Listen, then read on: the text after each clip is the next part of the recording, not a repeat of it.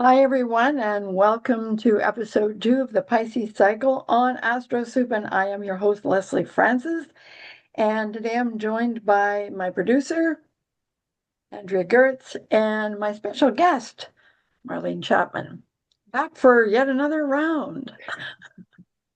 Just can't get enough of us, apparently. So, so Never. we haven't had a battle of the earrings for at least 2 episodes. And we might have to look for a new shtick soon because it might be getting boring. But yeah, my earrings came from Amsterdam. They look like the continent of Africa. Yeah, yeah. But are they hearts? No, I don't know. I think they actually are. I, to me, they just looked abstract, right? But Hmm. but but they're so Piscean colors, which is why uh, I wore them for 2 episodes because these are very Piscean, and I couldn't think of anything else. Hmm. And what are you wearing, Miss Andy? Well, I just made these the other day. Oh, They that's were so in a kit. pretty. They were in a kit, but aren't they the cutest little things? They're an Indian style earring, which I'm not Um, appropriating that I'm honoring the culture of India, but I just think they look so nice. I love them. If you have another kid, make me a pin. I am gonna make you a pair actually. I have six pairs in the kit, and that's why I got them was I was gonna make you some earrings. God knows how much I love I've earrings. put a moratorium on sending things to Canada, but for you, you're doing such a good job on this show. I was like, it's You time can for a wait and give present. them to me in May. It's only a couple of months away, Oh, so that's true. That's oh, true. and give me something new to wear at Norwalk. Okay. So now that we've got all my jewelry needs taken care of, let's have a look at Marlene's. Oh, these here are beaded northern lights with the moon, I made by love a those. I school love. friend of mine here in Wow. Manitoba. Hmm. They're awesome. I How does a love beaded person earrings. get her to make me an earring? How does it? Oh, I might have a little surprise for you, Leslie. You're going to have to Oh, check your that's so mailbox. exciting! Oh, wow, Leslie. I It's the love earring episode. surprises. I love surprises. I mean, after all, if you're an Aquarius, if you don't love surprises, you're in trouble. Yeah. So, as promised, because in the week coming up, in fact, the day after you'll find this podcast on YouTube, Mercury goes retrograde for the first time in 2026 in the sign of Pisces. And we're going to talk a little bit more about what that means. But I requested that Andy pick a rune and Marlene pick a tarot card. She's got those so beautiful. And I picked an astrology card because I actually have a deck of cards that I created myself. Didn't create the symbols because those are astrological, but it was kind of an interesting story behind it because in the early 90s, the person who was my spiritual mentor at the time told me that one of my spiritual tasks in this lifetime was to create a deck of astrology cards. And my first response was, I spent all this time synthesizing things, and now you want me to break it down? Because, so, um, yeah, and I'm hoping one of these happy days to get Star Cards published. So, um, that's funny as I said that one. So much Piscean stuff is happening to me because something just fell off the wall. I don't know if that was a yay or a not so much. Anyway, so I picked the sun. So what I mean when I asked us to pick something to go along with this Mercury retrograde was to give us some sense of what the energy might really be like. And of course, and the sun is in Pisces at the same time as Mercury.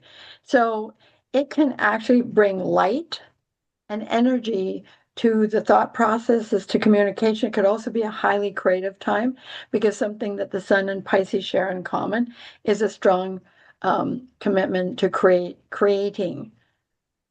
And I would see um, Pisces in the sign of Leo, which the sun rules, both being about love. It's kind of part of their DNA.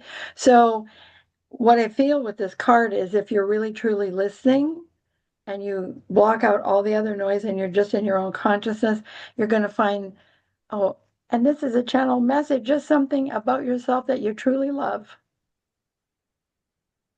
Hmm. So, which rune did you pick, Andy? Okay.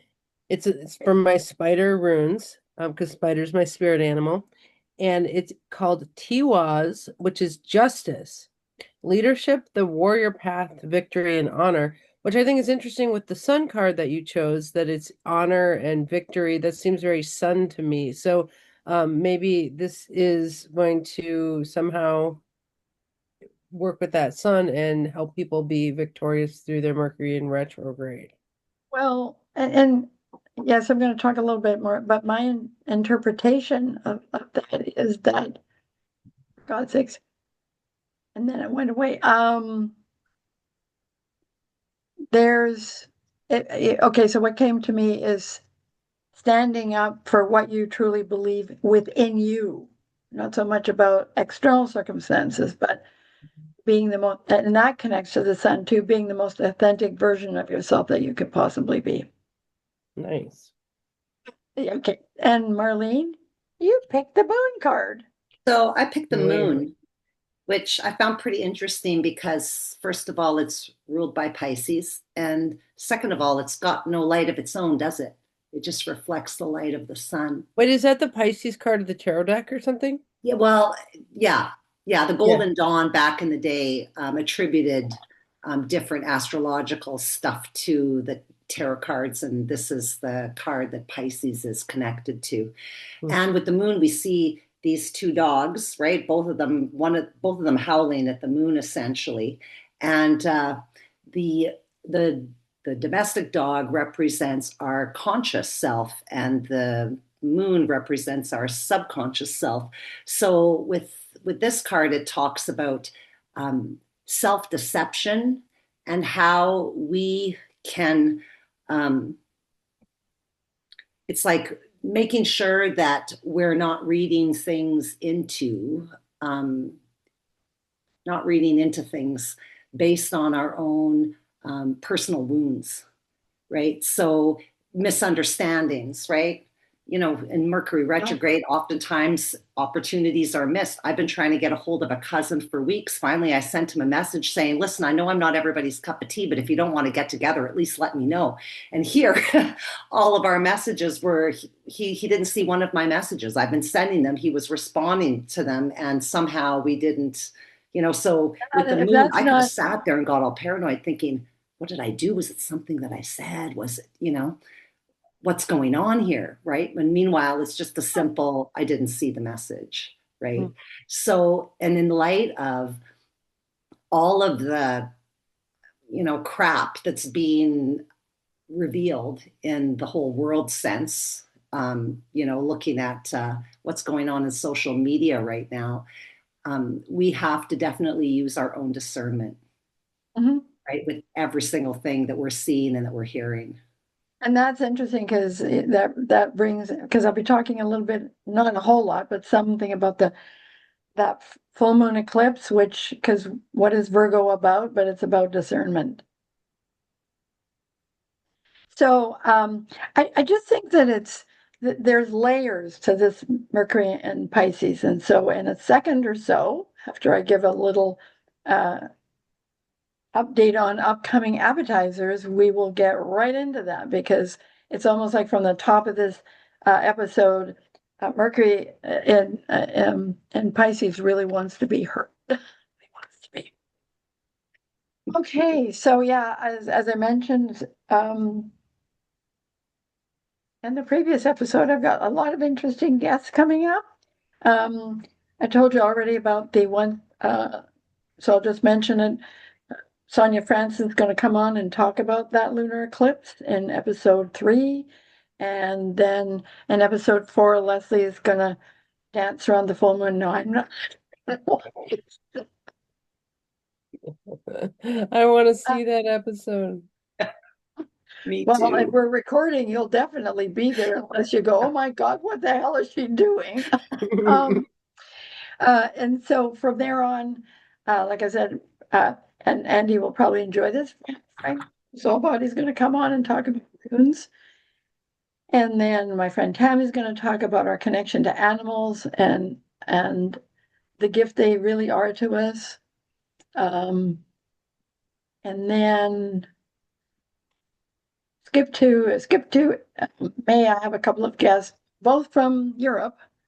One, and I'll talk more about that later because, yeah, I can so tell that the sun is at 0 Pisces. Everything keeps evaporating. Hmm. So now that we talked about that, we're going to move on to what's in the bowl. And then right after that, we're going to, what are we going to do? Yes, we are. I'm going to pick a color card for Mercury retrograde because that seems like fun. And then we move on to Marlene talking about numerology and showing us how to calculate your life path number and the number that you will currently the the vibration of whatever what's this? Okay, so let's move on to what's in the bowl. I've already given you a demonstration of what Mercury in Pisces might be like. One of the things I really wanted to say about that is, so first of all, Mercury in a water sign, it's not its favorite place to be. So how do people with Mercury in a water sign um, express themselves? Well, for Mercury in Pisces, it's highly visual. So what I often say to clients of Mercury in Pisces, you see pictures before you get to the words. It's the images that mean more to you than the actual words. We're joined by Elaine. Hi, Elaine. Um, so just remember that during this period of time, it's not going to be unusual for you to find your visual senses accentuated, whether you are, no matter what. For it, of course, will vary from sign to sign, but Mercury in a water sign, and especially Pisces, is all about how you visually process things, which means that you have to be very, very careful about the words that you use. And you need to settle in with whatever you're feeling and whatever you're visually seeing before you can actually communicate what it is you want to communicate. So don't be surprised if you go to open your mouth, as has happened to me a couple times today. You go to open your mouth and it's like, okay, well, where did the words go? They were there. They were just there. Um, it can also be a time, as Marlene suggested, when you really have to be prepared to not try to make things look the way you want them to look, based, and also not to assume that you know what someone means by what they say. Because, when you're highly visual and words are not, and say you were born with Mercury in Pisces, words are not your go-to place. And so you can also find your circuits getting overloaded by people talking too much. And that could be true for all of us because Mercury in Pisces in retrograde can also be a time for reflection. I mean, any retrograde planet is about you have to go inward before you can go outward. So obviously this is going to be a challenge for maybe for fire signs, probably for earth signs too, because they like things to be like nuts and bolts. And it's not always easy for them while you wander around trying to find what it is you're really trying to say, which can be very much Mercury in Pisces retrograde. So, but there's some really lovely planets hanging out with it. So it's going to feel, this Mercury retrograde is not going to bring as much contentiousness as you might think. Because often when we get all balled up in terms of communication, that's what happens. People get really highly irritated with each other. So my suggestion is if somebody's talking to you and you really don't, for some reason it's either not seeping in, and it's not because you're not listening, it's somehow it's just because with Pisces energy, you can get really overloaded really easily because it feels like everything is floating and swimming, and is the water clear? Is it murky? Is it foggy? And so, of course, this isn't Mercury's favorite place to be because it kind of interferes with all of the things that Mercury loves to do.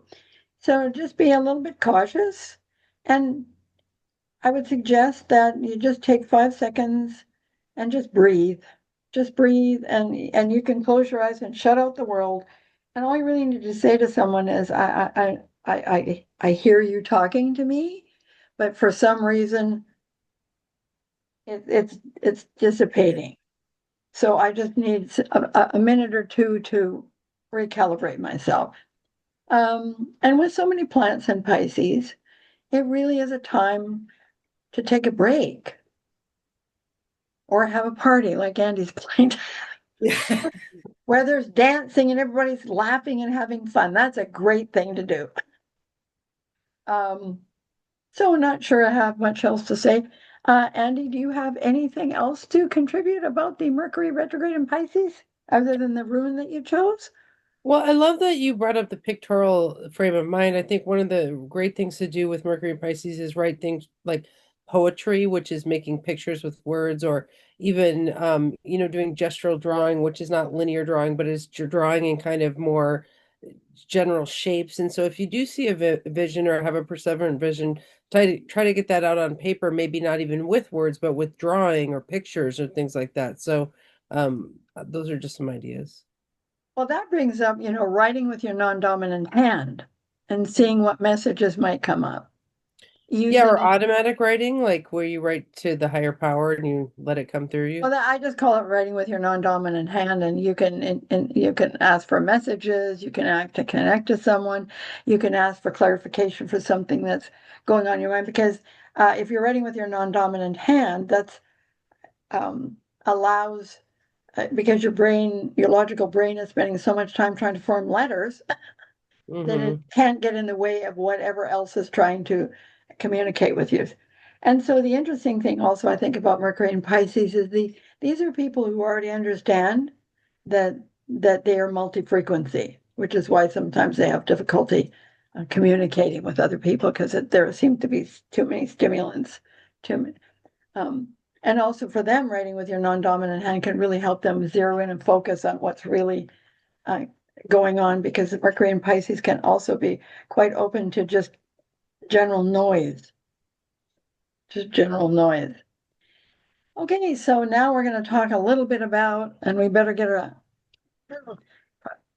moving on quickly because Marlene's just got to talk about numerology. Um, that didn't come out the same way. I'm doing that a lot the last 2 episodes. Anyway, we're not going to bring up what I said in the previous episode that got us into trouble. Wait, which thing? No, I'm just kidding.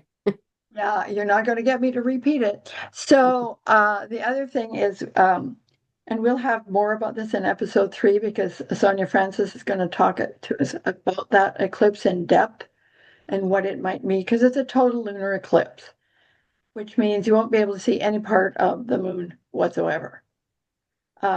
Which means, honestly, it's in its usual state, which is darkness, because the moon, the light that the moon reflects, as Marlene said, comes from the sun. But it can also feel like it can be somewhat a confusing time. And so eclipses happen when the moon is and the sun are connected to where the nodal axis is, and that's the moon's nodal axis, and it has a lot to do with what we brought in as gifts, or where our areas of challenge are and where our areas of growth are. So when you have an eclipse, a total eclipse, the moon is essentially right on top of that nodal axis, and it tends to bring in a whole bunch of powerful energy, challenging you to balance.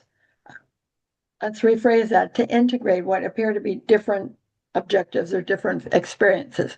So this one has the moon in Virgo, and because it's sitting conjunct what we call the South Node, which is past life experiences, um, parts of your personality or your life that are what I call your default position, the places where it's easiest for you to go. So with the South Node and the Moon conjunct the South Node in Virgo, the tendency is going to want to shut down the imagination and just go to that part where you can figure out how all the parts fit together. Like I always say to Virgos, and the Virgo energy is like this: if it doesn't understand the process, it gets stuck. And so when it gets stuck, it can just keep revisiting the same patch of ground over and over again. But the gift it brings is discernment, the capacity to observe how things actually function, and all of the moving parts brings with it the capacity for discernment. So balancing that out with this need to open up your imagination, open up your spiritual self, find joy where you find it, whether it's small things or big things. So, it's going to be very powerful, and partly because whenever there is an astrological event, any astrologer can put up a chart that shows the entirety of that particular experience. And quite often, the sun and the moon will be playing with other planets in the chart. Well, in this particular one, there's not an awful lot of that going on.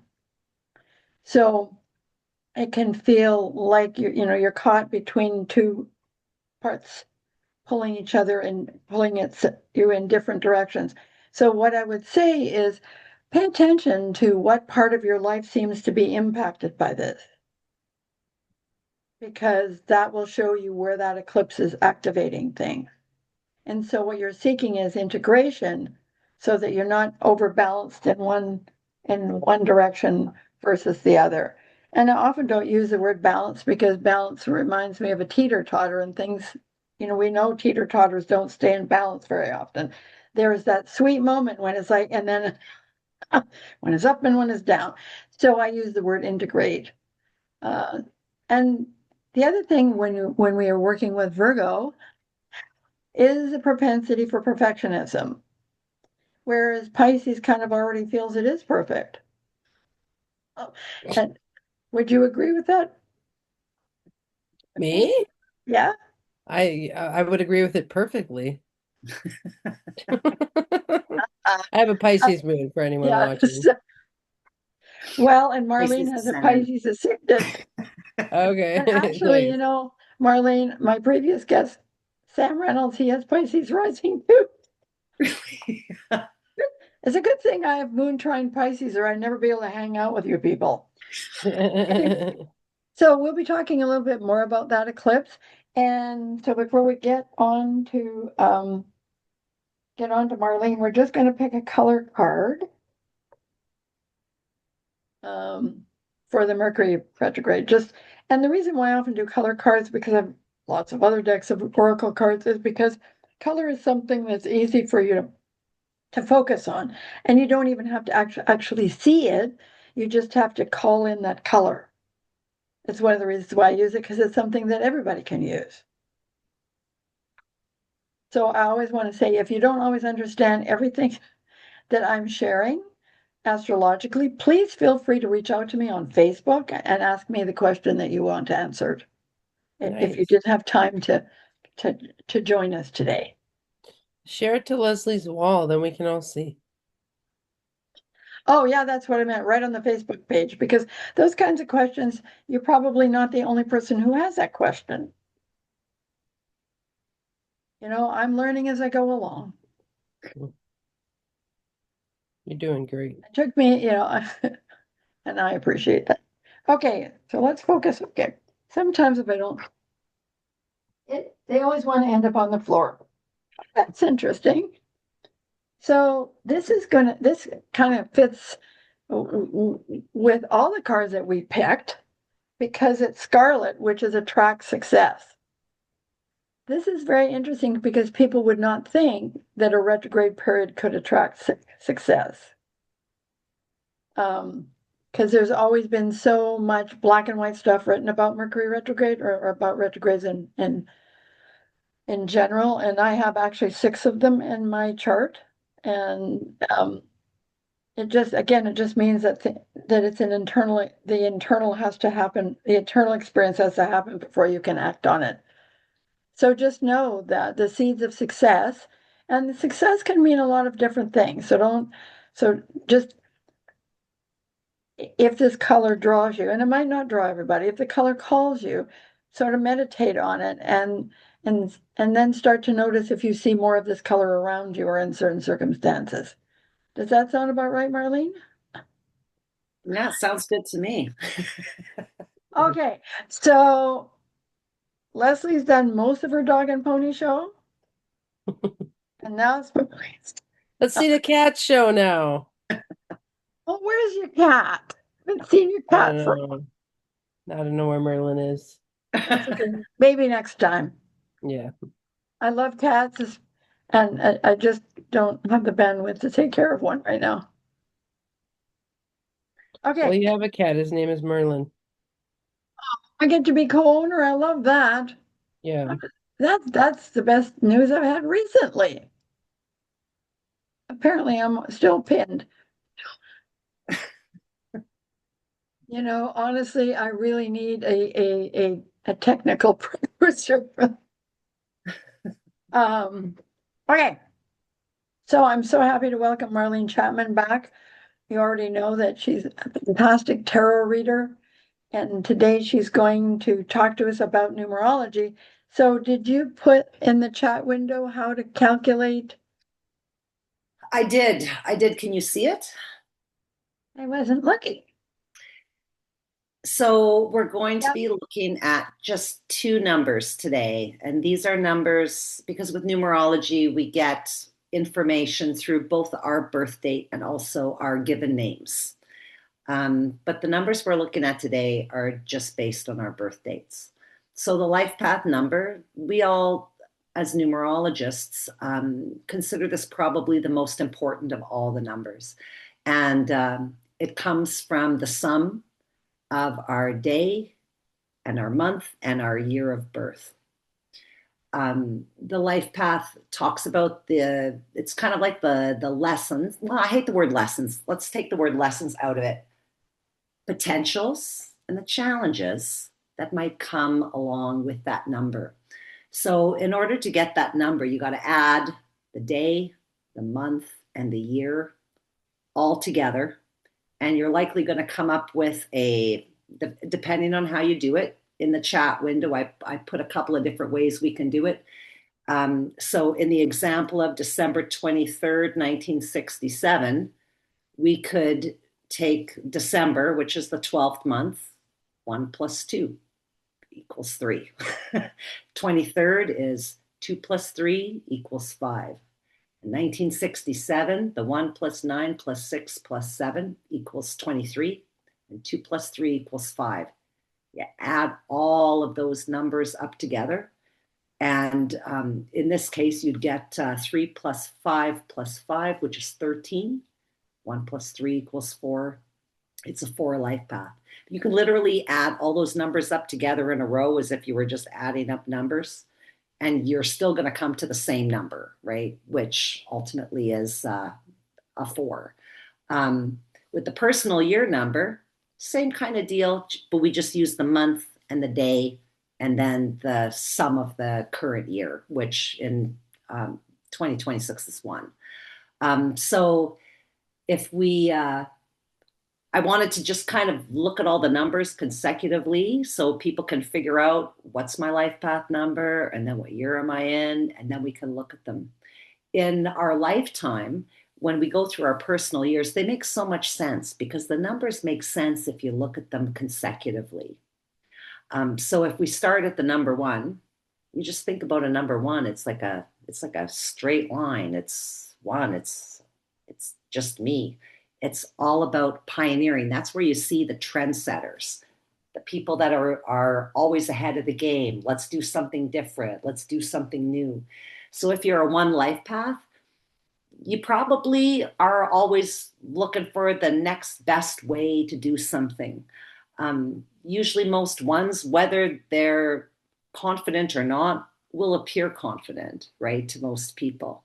It brings with it, as a life path, a lot of self-reliance. It brings in courage. Some of the challenges that can come with being a one is not wanting to like always listen to everybody else's opinion, right? It could be a little bit my way or the highway. And another one of the challenges that can come with being a one life path is we have to learn how to be independent, right? And so one life paths, if they're in a grow up in an environment where they're controlled, right? They have to learn how to become like less dependent, less I guess like integrating that confidence so that we can kind of go out there on our own. So ones are meant to be pioneers. And if it's a one personal year, so if we take it to the one personal year, it's the year that even if you're not a one, be independent, try new things, do things differently. And I always tell people when they're in their one personal year, it's like to give them permission to be a little selfish this year, even if it isn't normally your way, right? So that we can discover a little bit of who we are as individuals, even if we are involved in a lot of situations that involve a lot of other people, right? So just imagine if every 9 years we were like, hey, what am I about? Right? And every decade, we're going to be about something different, right? It would give us an opportunity to develop parts of ourselves that we haven't developed before, right? So if you're a one life path, learning to be confident and to go into new directions without running everybody over, right? Taking other people's opinions into account, we're golden. So if we look at the number two, right? Two is a little bit different because two life paths come onto the planet really, really aware of the other, right? So we learn how to be diplomatic, highly developed sense of intuition because we're watching the ones maybe being all showy, and we're learning how we relate in how would I put it? It's like learning how we relate to other people. They're considerate, they're adaptable. It's kind of like the opposite as to what the one is, right? Because we can't all lead, right? So if you're a two life path, you might have a lot of great ideas, but it might be very difficult to stand on the podium and scream it to the masses. So oftentimes one or the two life path feels like they are always serving others, right? Because they're so connected to what other people are feeling, what they want or what they need. It's almost like they can anticipate what's needed before it's even spoken.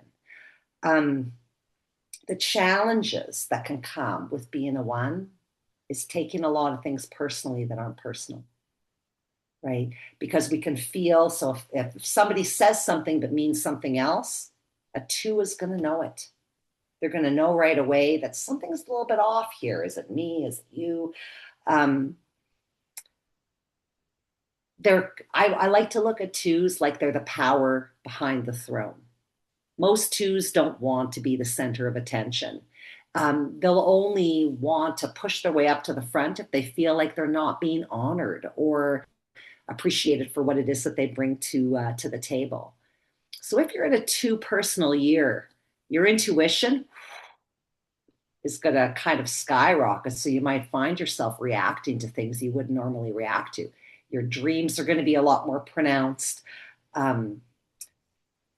It's a time when we have to, in the two personal year, pay attention to like what the other needs. So if we're in a relationship in the 2 year, you're going to find out if you're not showing up maybe the way that you need to show up. We become aware of the needs of other people. Your intuition is skyrocketed. So even if you can't see, obviously, what other people need, you're going to feel it on some level. With the three, I feel like threes sort of get like the cakewalk of all of the numbers because they just don't seem to take things as seriously as other vibrations because their whole thing is about expression, particularly verbally, but it can work in other ways. So most threes are incredibly optimistic. They can see the humor in everything. They're adaptable. They're creative. The challenges, right, can come with like a lack of grounding, right? And the ability to maybe use those words to manipulate others because they can very easily. They also have a sensitivity, so they can tend to pick up on the emotions of other people, right? So threes are kind of like an antenna where they pick up everything. And in a lot of ways, if they're picking up a lot of information, you can see how they can be great writers or great expressors or people that can write screenplays or see stories. But the tough part of that is they can pick up a lot of stuff that isn't theirs, and then it's kind of hard to differentiate between what's mine and what's yours. If we're in a three personal year, it's the year that I always tell people that you're not going to feel like working.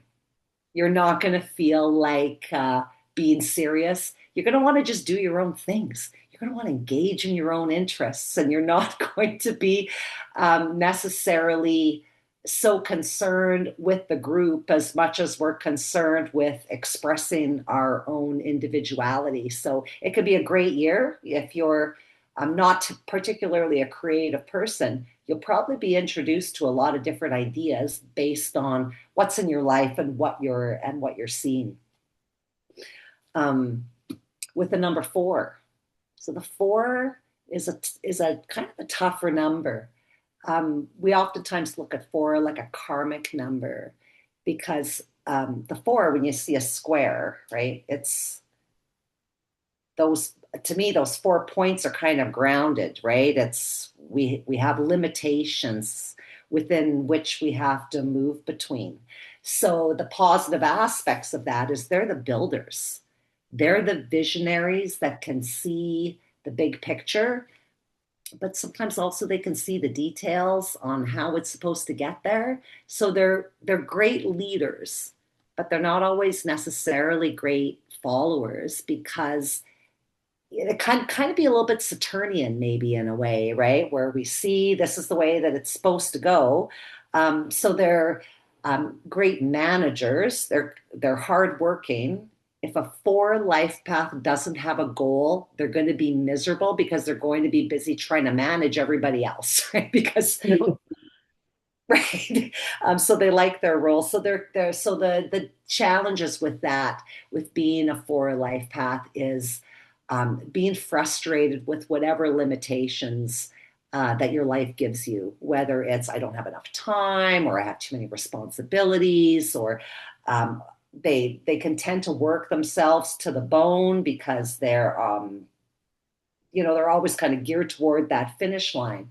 But at the same time, they want to run up the ladder, sometimes skipping rungs here and there, right, to get to the top and missing out, right, on some of the details in between.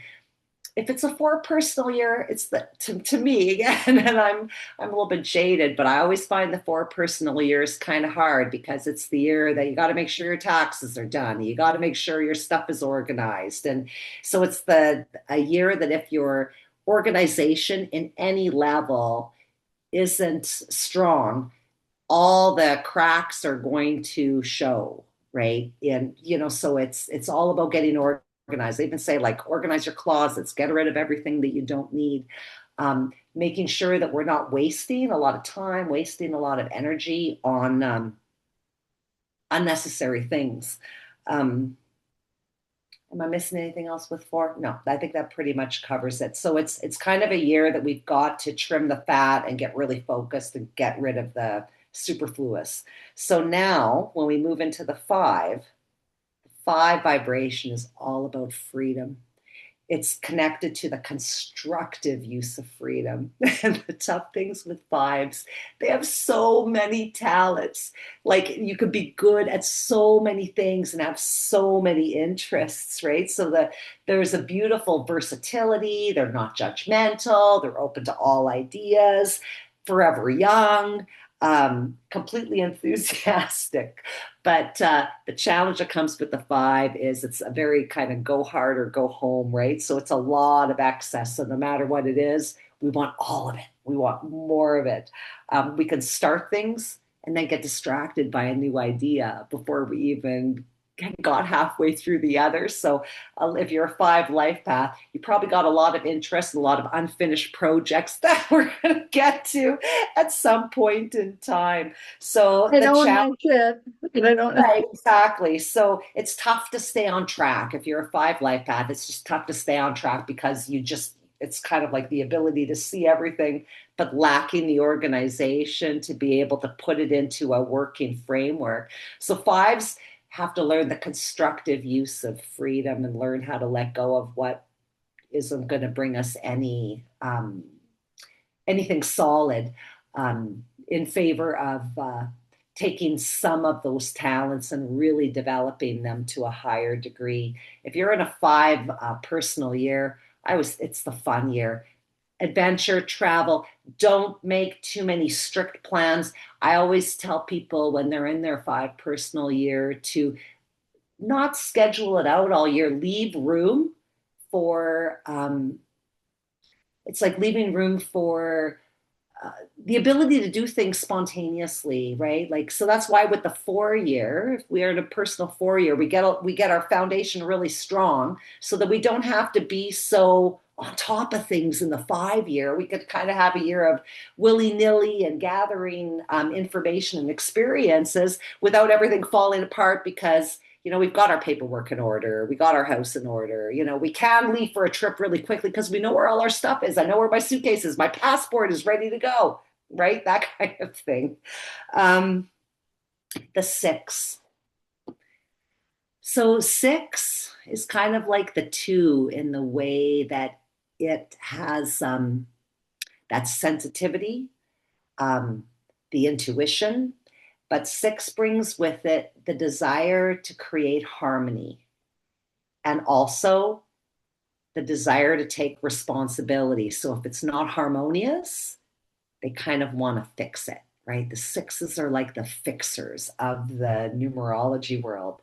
They have that artistic quality, but extremely high standards, right? So a lot of hairdressers,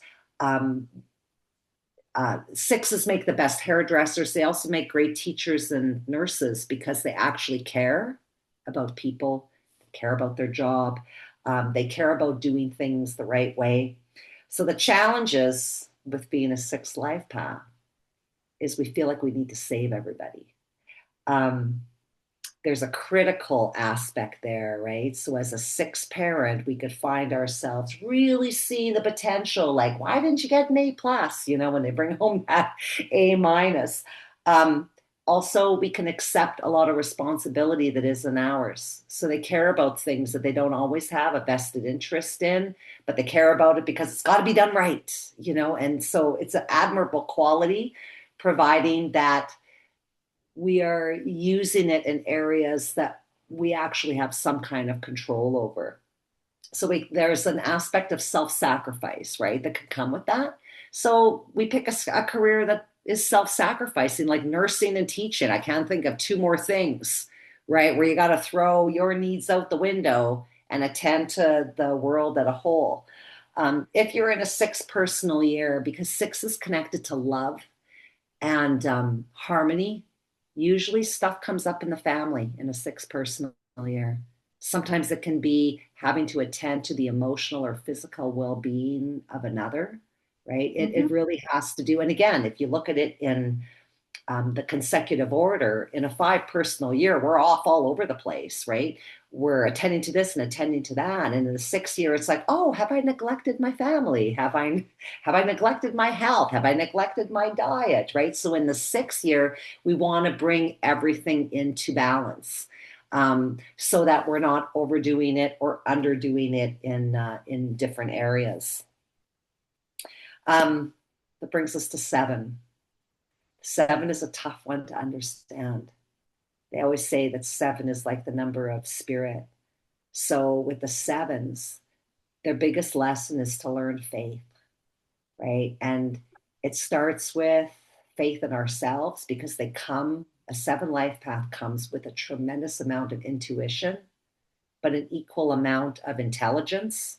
So those two things, can kind of work against one another because our brain will tell us it should be this way, but our intuition is telling us, but it feels differently, right? So with a 7, their gift is their ability to analyze and use their intuition. They see the world differently. They just kind of march to the beat of a different drum in terms of their thinking processes, which makes them excellent researchers, right? Because they're not seeing everything the way others do. They can be incredibly self-reliant. Sevens are the kind of people that will have to go away from an argument and think about it and then come back and tell you what they feel or what they think. They're not good on the spot in arguments. They got to take all this information that's coming to them and, kind of sift it through their own filter. So challenges with being a 7, because that aspect around trust, it's very difficult for them to be naked, like to be able to show all of their hurts and their feelings publicly. So usually with a 7, it takes a while to get to know them because they don't just show their internal world to just anybody. There's a little bit of a wall up there. So when they learn to develop faith in themselves, and even better, like faith in the world, that things happen because they're meant to happen, and that sometimes that's just the way that it is, they can become some of the most spiritually aligned people out there because they just have a natural affinity with it. If you're in a 7 personal year, this is the year that I tell people, if you're thinking about doing ayahuasca, this is the year. If you're thinking about going off and doing some kind of a retreat, spending time alone, because the shadow side of the 7 can sometimes be that they don't want to be alone, right? Like sometimes it works in the opposite, effect. So in the 7 personal year, it's a great time to study, take in information. We'll find we're more of a sponge. We'll be able to remember what it is that we're hearing. So when you're in a 7 year, go to school, learn new information, go to a different country, expose yourself to things that are unusual or unfamiliar to you with an open mind, right? And you'll learn a lot. Which brings us to the 8. So 8s, the whole life path of an 8 is learning how to deal with, it's kind of like power and responsibility. Maybe I could even say the proper use of power. 8s are here kind of like 4s to create in the material world, create something. So they're kind of born with business sense. These are the kids that have a candy store going on in their locker at school because they're seeing clearly that the vending machine is ripping everybody off and they can get a better deal at Costco, right? So they're natural born business people. So they're very ambitious, right? And dependable. If an 8 says they're going to do something, very likely they're going to show up and be there. Incredibly realistic. And the shadow side of that is that in the quest to build an empire, we forget about the family at home, quality time, so you finish building your empire and you come back and your family's packed up and moved out. So honestly, out of the 8s, 8s tend to make their great strides financially. And that's also where they get their kind of like their karma. 8s get hurt in the wallet and the bank account, right? So that's where their pain usually comes in. So with an 8, it's kind of like learning that the wealth really doesn't have a purpose unless you're going to use it to connect and share and have human experiences. So they can be, the challenges with it being kind of stubborn, pursuing status, maybe for status alone. When you're in an 8 life or when you're in an 8 personal year, though, this is the year that you should expand your business, providing that you have a good foundation to providing that you're working from a strong foundation. In the 8 year, we tend to be given more responsibility sometimes than we can handle. Sometimes it's given to us, sometimes we volunteer for it. So in the 8 year, it's kind of like a go hard or go home year, right? So it's like where we can benefit from power and sometimes experience the negative aspects of power as well. And then that brings us to the 9, the last of the year that we're looking at. So I always used to tell my clients that would come to me when they're in a 9 life path that they've lived many, many, many different lives. And I feel like they've come back here on a voluntary basis. Usually they're born to young soul families, which means that you're born with a deeper sense of what life is about, and your family may not understand you. So they tend to be way wise beyond their years, and they care about the group as a whole. So it's an extremely humanitarian aspect, very loving. Like the 9 life paths, love, very romantic, very much connected to the emotional aspects of things. They're concerned about our fellow man, our communities, and so they have to learn, like one of the aspects of being a 9 life path is learning how to give and just kind of getting off on the joy of giving, because 9s will never kind of really get back what they put out, right? So if you're a 9, you're drawn to doing things for the good of all. But if you forget yourself while you're doing that, you're going to always feel a little like you are not getting as much as you give. So they are the true humanitarians in the numerology world. I like to call them late bloomers because they tend to, it's like life gets easier usually after the age of like 60, more because we've learned a lot by then about what really matters. And so 9s will feel like midlife, like they deserve whatever happiness they get because they've given and they've given and they've given. That's how they're built. They'd want to. It's like in them. They couldn't not look at someone who is in trouble and not want to help them. They tend to get instant karma, as does the 8. 8s and 9s, we tend to get karma back more instantly from things that we do that might not be in the highest nature, because they're put there to set an example for the rest of humanity.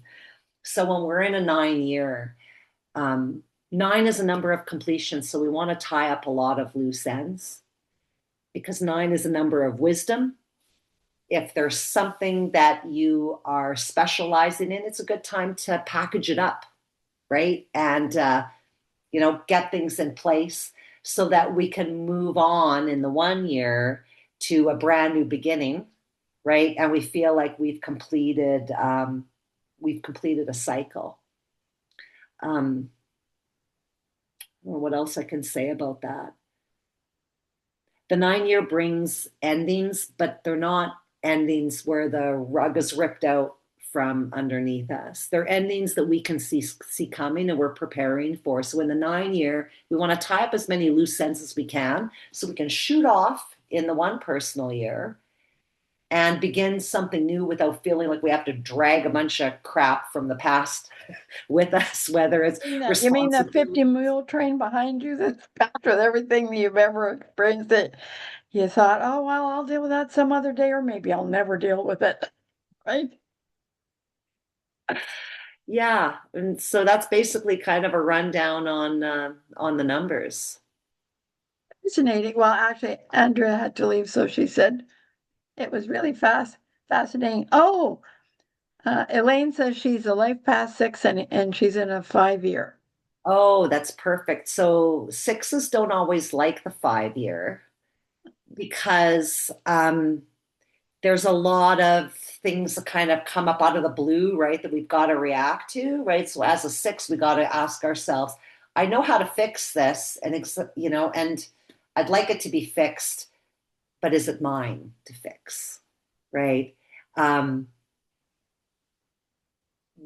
so next year, Elaine, when you're going into your sixth year, when we're in the same year as our life path year, it's kind of like a fractal, like it packs in like a lot of our life path learnings in one condensed year, right? So usually with the 5 year going into the 6 year, family stuff comes up.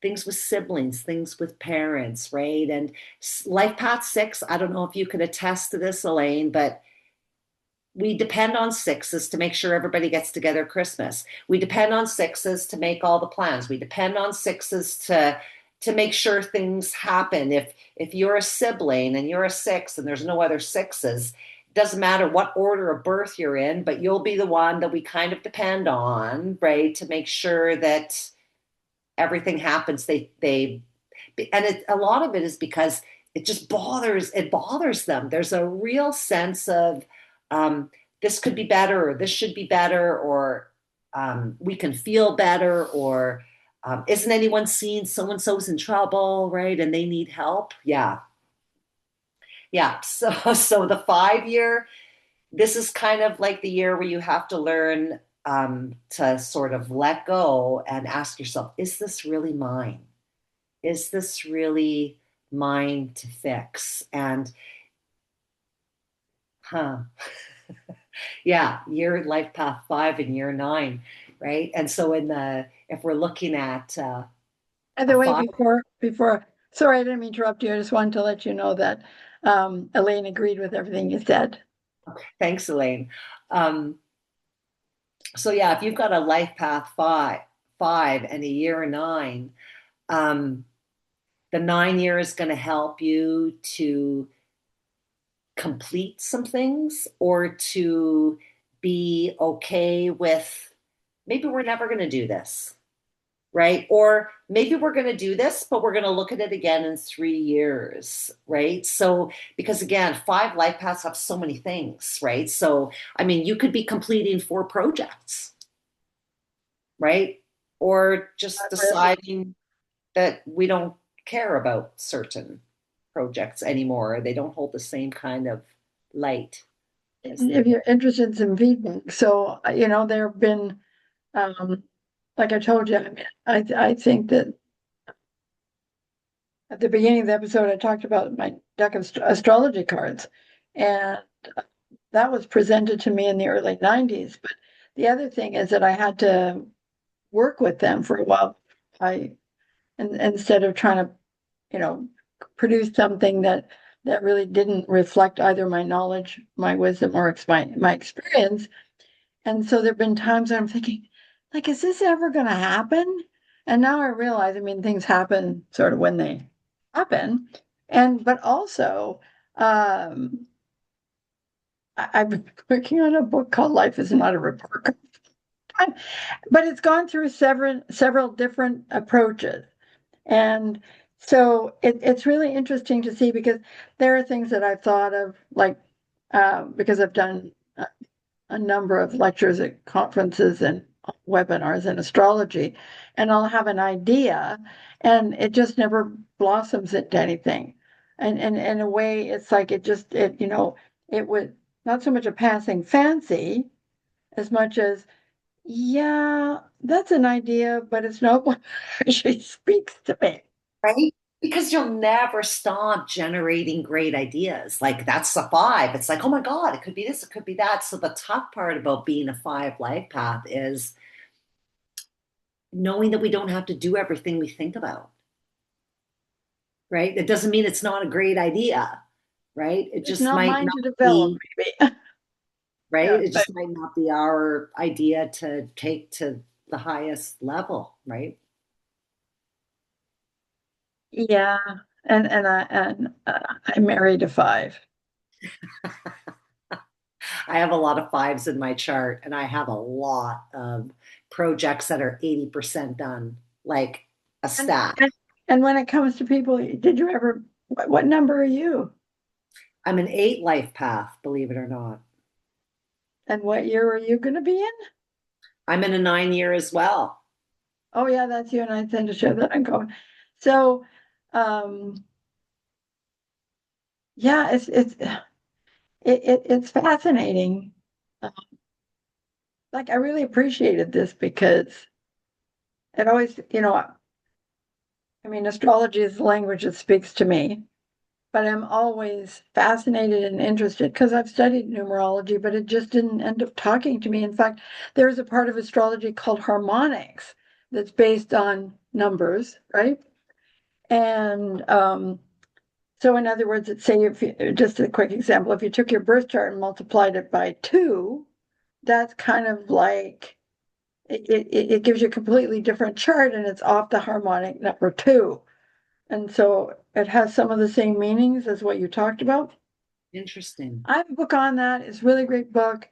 It just doesn't talk to me. It just doesn't talk to me. But that's when you realize, but that's part of my consciousness too. Like I am so curious about so many things. And there are many different um, avenues of astrology these days compared to when I first started studying astrology. And I will go and I just want to know. So where's this coming from? What's this about?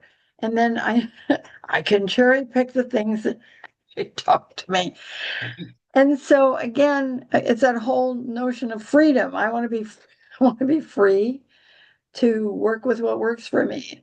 And it doesn't, and so I get a little bit annoyed with people. It's got to be, if you're going to be this, you have to be this. Doesn't work very well for me. Fives don't like that. Um, yeah. So what else is on my schedule here? Yeah.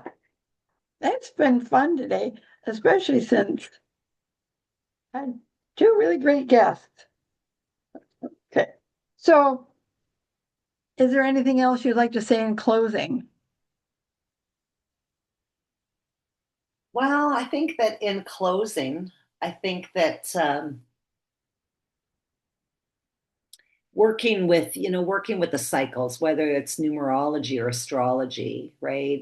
I think it's not so fatalistic, but I like to, especially using the personal years, it's such a great tool to decide, when do I want to move? When do I want to sell my house, right? Like there's certain years that are great for real estate. There's certain years that are great for marriage. There's certain years that are great for holidaying and just playing and gathering, right? And so I feel like it's such a benefit to not not approach every year like it's got to be the same carbon copy, with the same plan as the year before. And I feel like when we work with the energies, right, instead of working against them, we can get a lot further, right? And so again, this stuff, it's not necessarily written in stone, but to work to just to know a little bit about what's coming out, we can plan maybe a little bit better, um, and work with the energies, right, instead of against them. I just had to check. So the year that I got married, it was a 2 year for me, and it was a 7 year for my ex. So the 2 year, again, it's usually a good year to get married, Oh right? yeah, but here's how the relationship worked. I took care of everything. Well, so if he was in a personal year 7 and you were in a personal year 2, we would add those 2 years together, which means 9, which means one of us, not both of us, but one of us is going to sacrifice their happiness or their way for another. Well, and he is a 5 too. So So if you take that 5, you're a 5 and he's a 5 life path, right? And in our relationship numerology charts, we can compare all of these things, right? yeah.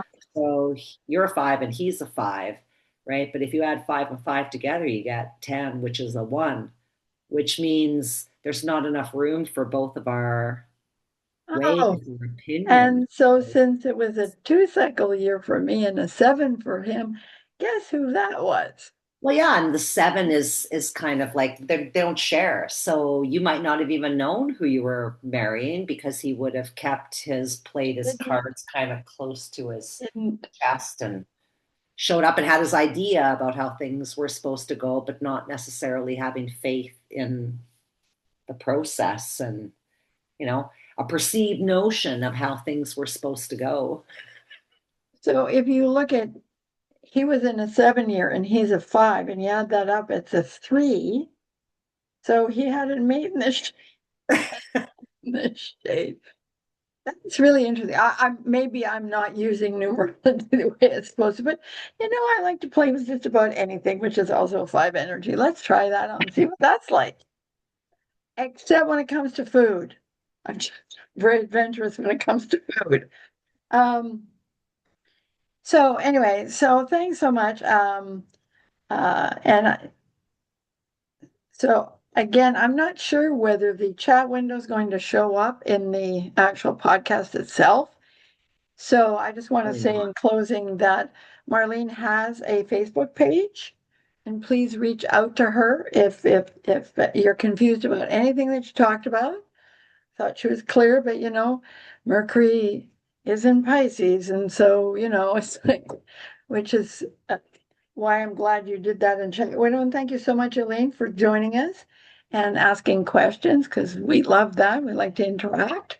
And I'm not using the royal we, I'm including Marlene. Yeah. So anyway, oh, and I always end with what I call wrap it up, which is a quote that's either challenging or amusing.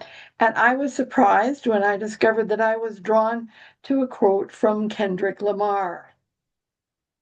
Do you know who Kendrick Lamar is? I have no idea who Kendrick Lamar is. He's a rapper who won the Pulitzer Prize for poetry Okay. 6 or 7 years ago. He really is a unique person. And yeah, with definite opinions. I wonder what his number is. Anyway, so he said, my mom's always told me, how long you going to play the victim? I can say I'm mad and I hate everything, but nothing really changes until I change myself, which is very good insight for the Pisces cycle. And for the card, the moon. Which speaks to, one of the in closing, just one of the aspects of Pisces, which is they can disappear into victimhood because they just don't understand why nobody gets them, and they're very permeable. So and of course, it's always interesting to have someone like Sam on because he sees Jupiter as the ruler of Pisces. It's not that he doesn't pay attention to Neptune, but he doesn't see it as a rulership. And then obviously I do. And I think both, and that's the interesting thing, because in my mind, both things can be true. His interpretation and my interpretation are both valid. I think Yes. that it's, for me though, how I see it is because the outer planets, and here I'm talking mostly about Uranus, Neptune, and Pluto, and we could throw Chiron in there too. Nobody knows what Chiron really is because sometimes it acts like a comet, sometimes it acts like a planet. So at any rate, they were always there. So when we chose to, in quotes, discover them, which was admit them to our consciousness, it was meant to take us beyond the physical into alternate frequencies and different consciousnesses. So, um, yeah, that's how I see it. And good Lord, I think my brain is like, am I supposed to keep talking? And we know that when it comes to talking, I can be like an Energizer bunny. It's like, I'm talking, let's just keep talking. And Well, it's my a good thing body's going, I'm podcast. hungry, I want to eat. So anyway, thanks again, Elaine. I really appreciate you coming and sharing space with us. It's always a pleasure. And thanks, Marlene, as always. And until the next time, be true to yourself. Okay, what am I doing here? Why is it? Oh my God. I didn't record this. No, it's recording. It's Well, recording. why? Okay, where? I'm confused now. I think it's when you stop. It's recording 100%. It's recording.